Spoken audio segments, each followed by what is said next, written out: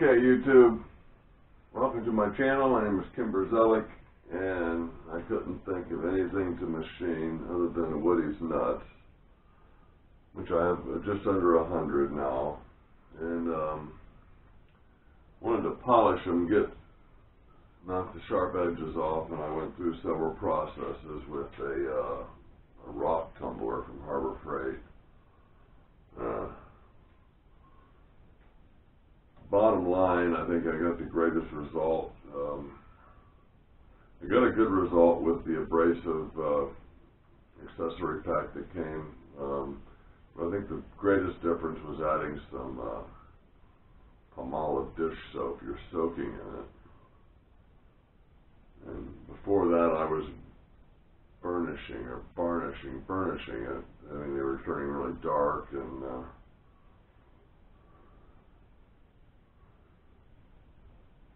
I came up, I think, with a solution. At least something that's acceptable to me. What we have here is ground corn cobs. And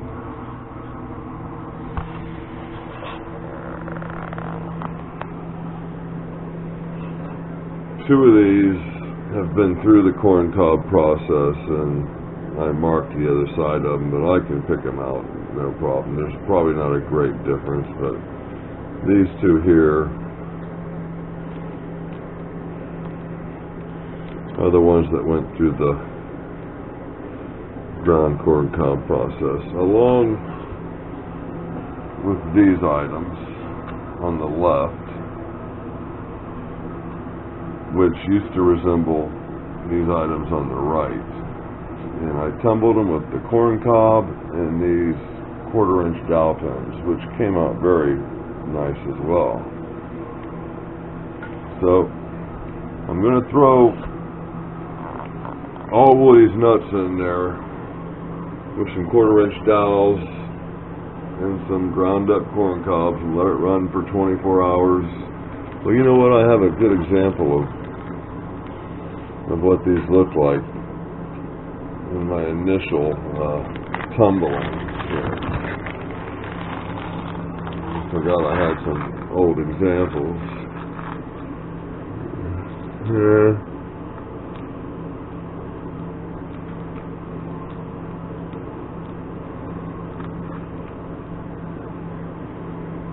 I think you can see the difference there. But when I introduced the ivory soap with the metal abrasive, it got the brightness back.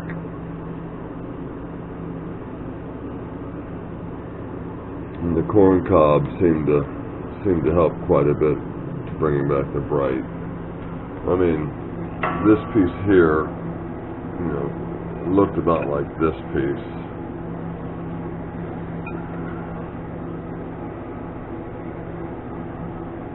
So I went back in the bigger part of the garage. So I went in the other part of the garage looking for something to do, and I grabbed this plastic bin, which was full of this. And, you know, projects just started blooming in my mind.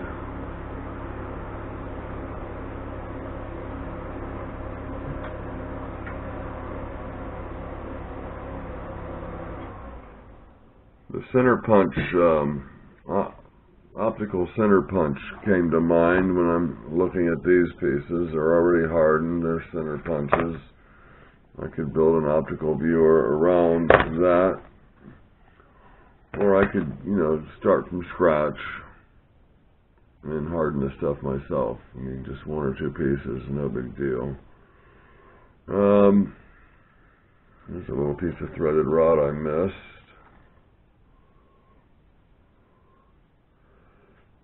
A few items of, maybe not of note, but these little arbors here, they take a long, about an inch long sanding. It's just sandpaper rolled up into a tight coil, you know. looks like this, and you just slip it on there. And I saw boxes of that sandpaper, the emery abrasive rolls, being thrown out at one point when someone was cleaning my dad's garage. So I cursed myself for that. That's some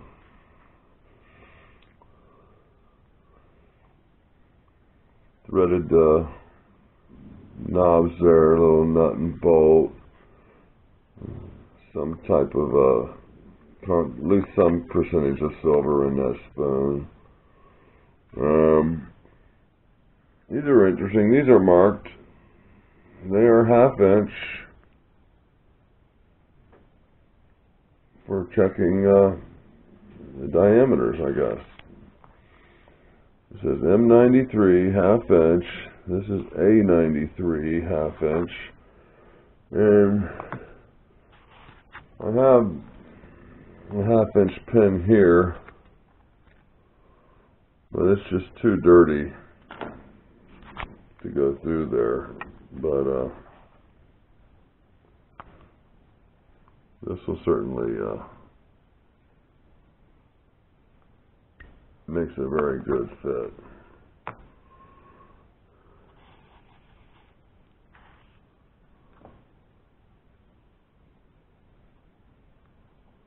Who knows, right?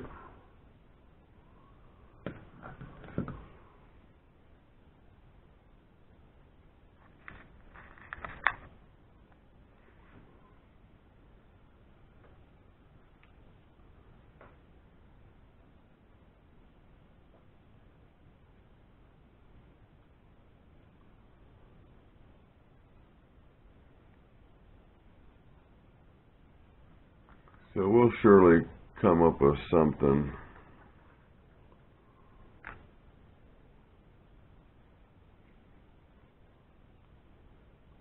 If anything, I'm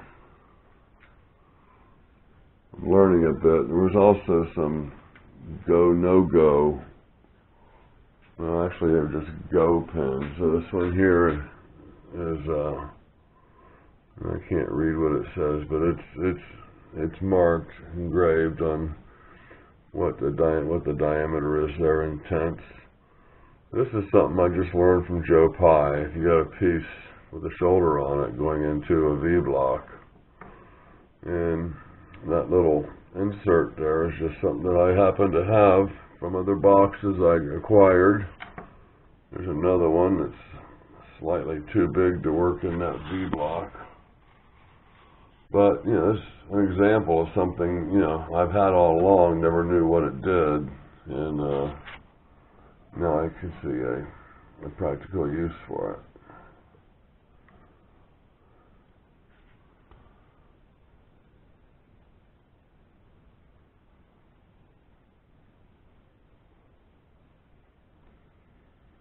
I can't seem to put my eyes on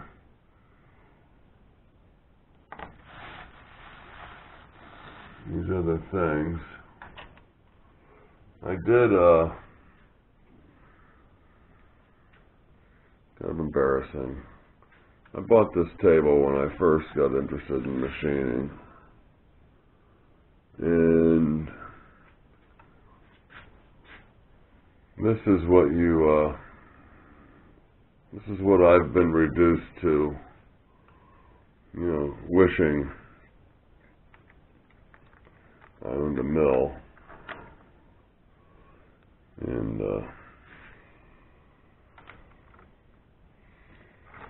this material is actually pretty hard to machine, but I did get it's pretty hard to see too. I did get a dovetail cut in there.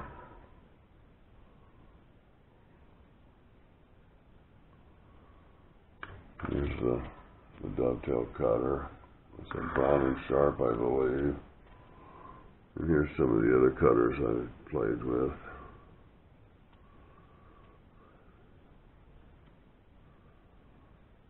All right. I need some help.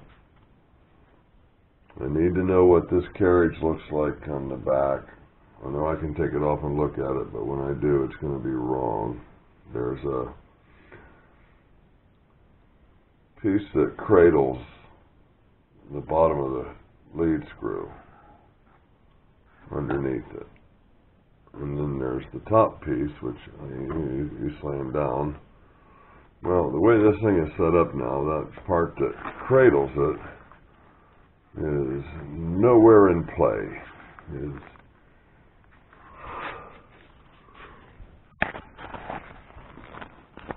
I don't know if you can see it or not, but it's nowhere near the lead screw. The first time I took this off, I had to take this bracket off and slide it out. And now I can just loosen up these two nuts, cap head screws, and pull that thing straight off. So I need to know how that thing really works. I don't think I can display this video.